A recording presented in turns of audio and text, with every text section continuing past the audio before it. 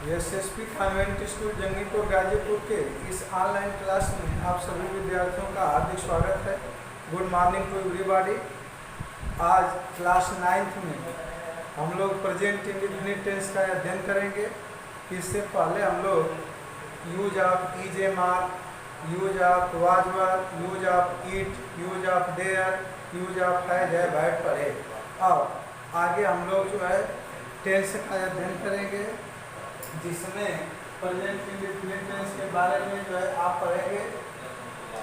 उससे जो पहला वीडियो बना था उसमें आपको present tense, future tense, tense, indefinite, continuous, perfect continuous के बारे में बताया गया था।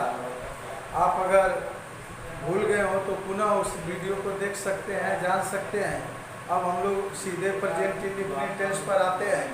देखिए, प्रेजेंट इंडेफिनिट टेंस पहचान जो है आप ध्यान रखेंगे। आप केवल यह कह दें कि इस टेंस के प्रेजेंट इंडेफिनिट टेंस के हिंदी वाक्य के अंत में ता है, ती है, ते है आदि करके शब्द आता है, तो यह पर्याप्त नहीं हो जाता है। अगर आप ऐसे अगर कहेंगे तो कोई व्यक्ति अगर लिख देता है, मान लीजिए कि अच्छे लड़के आज्ञाकारी होते हैं, तो अंत में ते तो आ गया, लेकिन यह प्रेजेंट इंडेफिनिट टेंस नहीं है। तो इसलिए आप ये भी जानिए कि प्रेजेंट इंडेफिनिट टेंस में या इस टेंस के वाक्य में किसी कार्य का होना या समाप्त होने का समय अनिश्चित होता है। इंडेफिनिट मीन्स अनिश्चित होता भी है।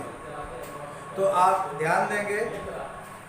पहचान सबसे पहले देखिए, प्रेजेंट इंडेफिनिट टेंस के वाक्य में कार्य के प्रारंभ और समाप्त होने का समय अनिश्चित होता है।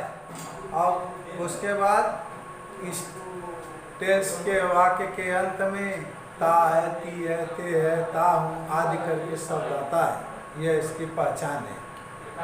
अब आप जो है अपना यदि नोट करना चाहते हैं, लिखना चाहते हैं तो लिख सकते हैं। इस टेंस के वाक्यों में किसी कार्य के प्रारंभ और समाप्त होने का समय अनिश्चित होता है। इसके हिंदी वाक्यों के अंत में ता है, ती है, ते है, ता आदि करके शब्द आते हैं। जैसे एग्जाम्पल देख लीजिए, वह सदैव सत्य बोलता है, ही ऑलवेज स्पीक द ट्रूथ। वह सदैव सत्य बोलता है। अब देखिए, बोलने का जो समय है, बोलना इसमें क्रिया है, कार्य है, तो इसका समय, बोलने का काम सत्य कब प्रारंभ होता है और बोलने का काम समाप्त कब होता है, यह निश्चित नहीं है। इसीलिए ये कहा जाता है कि इसमें कार्य के प्रारंभ और समाप्त होने का समय अनिश्चित होता है। अब अगर ये नहीं जानेंगे कि कार्य के प्रारंभ और समाप्त होने का समय अनिश्चित होता है, तो अगर मान लीजिए वाक्य लिख दिया जाए कि अच्छे लड़के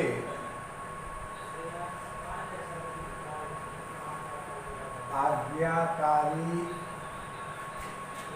होते हैं, देखिए अंत में ते है आ गया, लेकिन ये प्रेजेंट इंडेफिनिट टेंस का वाक्य नहीं है, यह सिंपल प्रेजेंट टेंस है। कुछ वाक्यों के अंत में ता, ते, ती आता है, लेकिन वह प्रेजेंट इंडेफिनिट टेंस नहीं होता है। जैसे एक मैं और उदाहरण आपको बताऊं, बर्फ ठंडी होती है, प्रेजेंट इंडेफिनिट टेंस नहीं है। कौवा काला होता है, प्रेजेंट इंडेफिनिट टेंस नहीं है। ता है, ती है, आता है, बात सही है। तो ऐसे वाक्यों को आप कैसे जानेंगे कि प्रेजेंट इंडेफिनिट टेंस नहीं है? इस समय आप ये देखिए कि इसमें जो कार्य है, जो प्रारंभ हुआ है, वह काम हो रहा है, वो प्रारंभ होने का जो समय है या समाप्त होने का जो समय है वह अनिश्चित है कि निश्चित है, कि कार्य है कि नहीं है। तो इससे आप उसको जो है समझेंगे और पकड़ेंगे। अब देखिए, इस वाक्य का अनुवाद बनाएंगे तो क्या हो जाएगा? गुड बॉयज आर ओबीडिएंट, ऐसे बनेगा। अब इसमें ताते ती से केवल नहीं समझ लेंगे कि यह जो है वाक्य आपका जो है प्रेजेंट इंडेफिनिट टेंस है। ये प्रेजेंट इंडेफिनिट टेंस का वाक्य नहीं है, लेकिन अंत में जो है ते है आया है, तो इस तरह से समझेंगे। एक बार पुनः आप ध्यान से समझ लीजिए। प्रेजेंट इंडेफिनिट टेंस के वाक्यों में कार्य के प्रारंभ और समाप्त होने का समय अनिश्चित होता है। और इसके हिंदी वाक्य के अंत में ता है, ती है, ते है, ता हूँ, ता है, ते हैं आदि करके सब आते हैं। अब हम लोग जो है आते हैं इसके रूल पर। देखिए, he, she, it and singular number subject के साथ मेन वर्ब के फर्स्ट फॉर्म में यस या यस जोड़ कर लिखते हैं और उसके बाद ऑब्जेक्ट लिखते हैं। ध्यान देंगे आप जो है सिंगुलर नंबर सब्जेक्ट, नंबर क्या होता है? वचन। नंबर क्या होता है? जिन शब्दों से किसी व्यक्ति, वस्तु, स्थान की संख्या का बोध होता है उसे नंबर कहते हैं। एक बार फिर ध्यान से सुन लीजिए, जिन शब्दों से किसी व्यक्ति, वस्तु, स्थान की संख्या का बोध होता है तो उसे नंबर कहते हैं। और सिंगुलर नंबर किसे कहते हैं? एक वचन। नंबर के जो है दो भेद होते हैं, there are two kinds of number. पहला सिंगुलर नंबर, दूसरा प्लूरल नंबर। सिंगुलर नंबर क्या होता है? जिन शब्दों से किसी एक व्यक्ति, वस्तु, स्थान का बोध होता है सिंगुलर नंबर होता है, और जिन शब्दों से दो या दो से अधिक व्यक्ति, वस्तु, स्थान का बोध होता है वह प्लूरल नंबर होता है। तो आप ध्यान देंगे इसमें सिंगुलर नंबर रहेगा। अगर आप जो है इसको बनाने के लिए अगर स्ट्रक्चर इसका जानना चाहते हैं कि वाक्य की रचना क्या होगी, अगर हम बनाएंगे तो कैसे लिखेंगे? पहले सब्जेक्ट लिखेंगे, पहले वर्ब लिखेंगे, पहले ऑब्जेक्ट लिखेंगे। तो उसके लिए वाक्य की रचना जान लीजिए क्या होता है? सिंगुलर सब्जेक्ट यानी एक वचन कर्ता। कर्ता अगर एक वचन है तो उसको लिख लेंगे पहले। अगर सिंगुलर सब्जेक्ट है तो उसके बाद सब्जेक्ट के बाद क्या लिखेंगे? मेन वर्ब का फर्स्ट फॉर्म। क्यों ऐसा हुआ है? सिंगुलर सब्जेक्ट के साथ फिर जो है एस या एस लगा देंगे, फिर ऑब्जेक्ट लगा देंगे। अब एक प्रश्न बनता है कि क्यों जो है सिंगुलर सब्जेक्ट के साथ आप जो है क्रिया में एस या एस जोड़ते हैं? क्यों नहीं जो है प्लूरल नंबर सब्जेक्ट के साथ वर्ब में एस या एस जोड़ा जाता है? तो आप इसके लिए जान लीजिए सभी क्रियाएं बहुवचन में होती हैं। जब उसमें हम एस या एस जोड़ते हैं तो वह सिंगुलर नंबर हो जाती है। ग्रामर का नियम है कि एक वचन कर्ता के साथ एक वचन की क्रिया, बहुवचन के कर्ता के साथ बहुवचन की क्रिया। कहीं कहीं अपवाद स्वरूप जो है कुछ नियमों के अंतर्गत जो है ऐसा नहीं भी हो पाता है, लेकिन सामान्यतः सिंगुलर सब्जेक्ट के साथ सिंगुलर नंबर की वर्ब, प्लूरल सब्जेक्ट के साथ प्लूरल नंबर की वर्ब का प्रयोग होता है।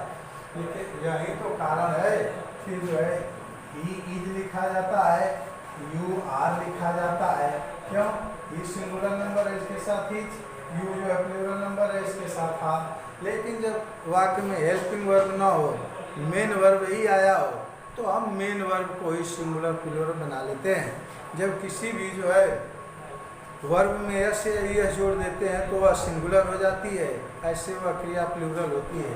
जैसे आपको बता दूँ गो क्या है? प्लूरल है।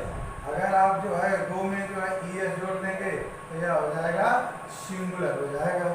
तो इसलिए जो है ही, सी, इट और सिंगुलर, ही, सी, इट भी सिंगुलर है और सिंगुलर नंबर का कोई भी सब्जेक्ट रहेगा तो आप जो है वर्ब में एस या ई एस जोड़ेंगे। क्यों जोड़ेंगे? क्योंकि सिंगुलर सब्जेक्ट के साथ आपकी वर्ब भी सिंगुलर नंबर की हो जाए। जैसे एग्जाम्पल के लिए देख लीजिए, सीता गाना गाती है, क्या हो जाएगा? सीता सिंह से शाम। और सीता एक वचन सब्जेक्ट है और इसमें जो है हम यस जोड़ करके क्रिया को भी एक वचन बना लिए। फिर जो है अब एक प्रश्न यह बनता है कि कहाँ यस जोड़ेंगे, कहाँ यस जोड़ेंगे, या जहाँ मन करेगा वहाँ यस जोड़ देंगे, जहाँ मन करेगा वहाँ यस जोड़ देंगे? ऐसा नहीं है, ऐसा नहीं है।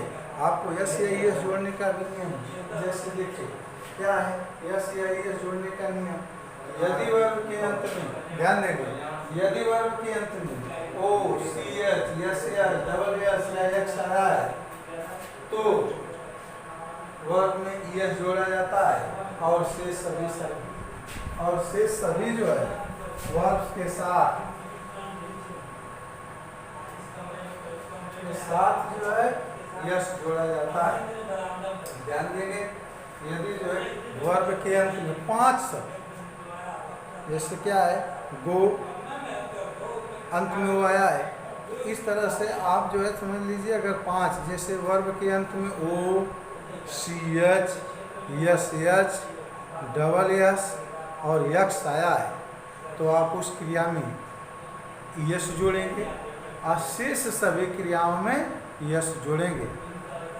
एक और जो है समझ लीजिए दूसरा जो नियम है, यदि वर्ब के अंत में वाई आया है और उसके पहले कोई कॉन्सोनेंट व्यंजन है, यदि वर्ब के अंत में वाई आया है और उससे पहले कोई कॉन्सोनेंट हो व्यंजन हो तो ये जो वाई को हटा करके जो है आप जो है आई कर देते हैं और उसके बाद जो है ये जोड़ते हैं, जैसे स्टडी STUD वाई। तो अब देखिए अंत में वाई आया उससे पहले कॉन्सोनेंट आया डी, तो क्या हो जाएगा STUD वाई के स्थान पर आई हो जाएगा। फिर इसके बाद जो है जोड़ेंगे, जैसे देखिए फ्लाई FLY, तो क्या हो जाएगा FLIES हो जाएगा, फ्लाइट हो जाएगा। इस तरह से जो है हो जाता है। वहीं अगर जो है वर्ब के अंत में वाई आया है और उससे पहले वावेल आया है तो आपको जो है आई करने की आवश्यकता नहीं है। जैसे देख लीजिए प्ले है तो क्या हो जाएगा PLAY। इस तरह से जो है करते हैं। तो जब भी आप जो है प्रेजेंट इंडेफिनिट टेंस का अनुवाद करेंगे, सिंगुलर नंबर सब्जेक्ट रहेगा, ही सी इट रहेगा, तो कहाँ जो है यस लगाएंगे, कहाँ यस लगाएंगे और कहाँ जो है वाई को किन परिस्थितियों में हटा कर आई यस करते हैं और किन परिस्थितियों में उसी तरह रहने देते हैं, केवल यस लगाते हैं। तो ये सब जो है आप जान लेंगे, समझ लेंगे और अनुवाद बनाते समय इसका पूरा जो है प्रयोग करेंगे, समझेंगे। और आप इतनी बात समझ लीजिए, आगे कल के वीडियो में आपको प्रेजेंट इसके अगले नियम को बताया जाएगा और इसको जो है एक्टिव से पैसिव में कन्वर्ट करने के लिए बताया जाएगा। अगर आपको कहीं किसी प्रकार की समस्या होती है तो आप मेरे कॉन्टैक्ट नंबर 9889665382 पर संपर्क कर सकते हैं। Thank you very much.